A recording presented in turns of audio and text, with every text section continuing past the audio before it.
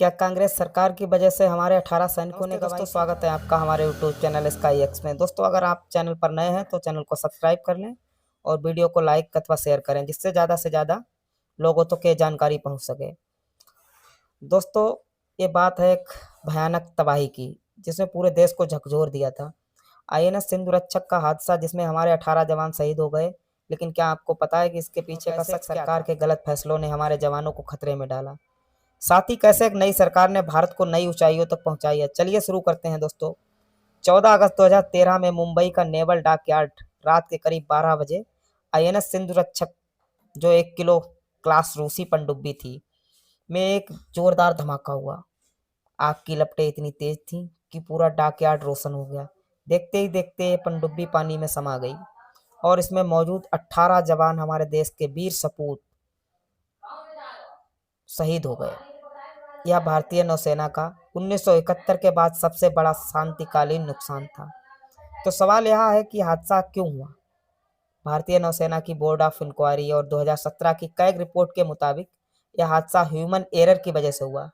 पनडुब्बी में टारपीडो और मिसाइल लोड हो रहे थे, लेकिन क्रू की थकान और स्टैंडर्ड ऑपरेशन का पालन न होने के कारण एक बड़ा धमाका हुआ। रिपोर्ट कहती है कि कुछ गोला बारूद की मियाद खत्म होने वाली थी, जो शायद इस हादसे का कारण बना।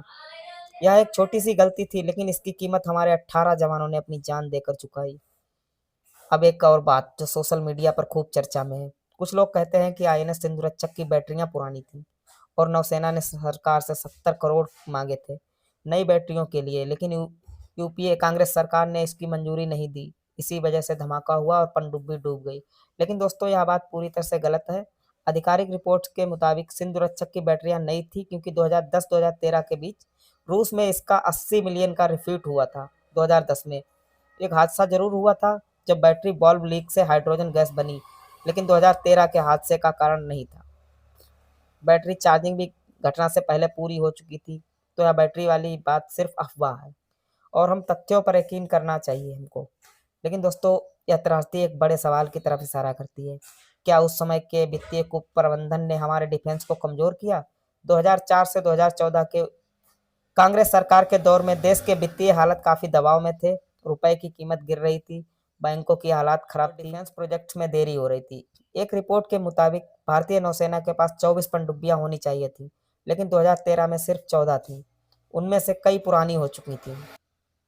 सुना जाता है कि रुपए को संभालने के लिए चिदम्बरम जी ने विदेशी राशि ली थी, लगभग 2 लाख करोड़ 7.5% ब्याज पर, और इसे 2.5% ब्याज वाले यूएस बॉन्ड्स में निवेश किया। इससे देश पर हर साल 10,000 करोड़ का अतिरिक्त बोझ पड़ा। ईरान से तेल का 32,000 करोड़ का उधार भी लिया, जिसका भुगतान बाद में मोदी सरकार ने किया। पूर्व रक्षा मंत्री ए के एंटनी ने फरवरी 2014 में खुद कहा था राफेल खरीदना है, पैसा कहाँ है? और मनमोहन सिंह जी ने कहा था पैसा पेड़ पर नहीं लगता है। मतलब साफ था कोई भी बड़ा प्रोजेक्ट या डिफेंस डील पैसे की कमी के कारण अटक रहा था। अब चलिए एक नए दौर की बात करते हैं। 2014 में मोदी सरकार के आने के बाद भारत ने एक नई उड़ान बोगीबिल ब्रिज, जोजिला टनल, लद्दाख को नेशनल ग्रिड से जोड़ना, 6 करोड़ घरों को मुफ्त गैस और 50 करोड़ लोगों के लिए आयुष्मान भारत, ये सारे प्रोजेक्ट तेजी से पूरे होते गए। पटना मेट्रो 13,000 करोड़ का प्रोजेक्ट जो एक समय में सपना सा लगता था, आज हकीकत बन रहा है। और जीएसटी यह तो एक गेम चेंजर है। हर राज्य को समय पर पैसा मिल रहा है, चाहे वो ममता बनर्जी का बंगाल हो या फिर कोई और, शिकायत नहीं है। S 400 defence system, Rafale jet, drone, missile, देश की सुरक्षा पहले से कई गुना मजबूत है। 12 करोड़ किसानों को हर साल 72,000 करोड़ की सहायता, और सबसे बड़ी बात एक भी मंत्री ने नहीं कहा कि पैसा नहीं है। दोस्तों आईएनएस सिंधुरक्षक का हादसा बहुत ही बुरा था।